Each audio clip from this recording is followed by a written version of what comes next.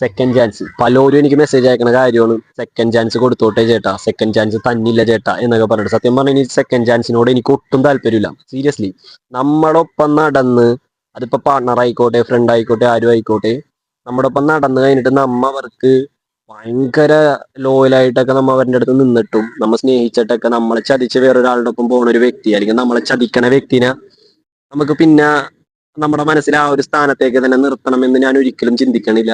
ഞാൻ അങ്ങനെ ചെയ്യൂല പേഴ്സണലി. പിന്നെ അതുപോലെ തന്നെ ചോദിക്കണ കാര്യമാണ്, പ്രണയത്തിനാണ് ഫ്രണ്ട്ഷിപ്പിനാണ് കൂടുതൽ വാല്യൂ എന്നുള്ളത്. സത്യം പറഞ്ഞു കഴിഞ്ഞാല് പ്രണയിച്ചിട്ട് ഒരു പെങ്കൊച്ചി ചതിച്ചിട്ട് പോയി കഴിഞ്ഞാൽ നമ്മൾ കുറച്ച് നാൾ കഴിയുമ്പോൾ അത് മറക്കും.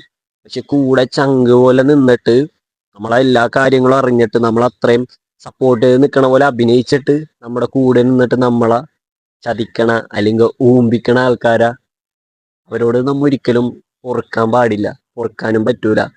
മനസ്സുകൊണ്ട് എത്രയൊക്കെ നമ്മ പുറത്തെന്ന് പറഞ്ഞാലും ഇല്ലേ, ഉള്ളിൽ ഉണ്ടാവും ആ വേദന എപ്പോഴും. അപ്പൊ അത്രേ ഉള്ളൂ. Thank you.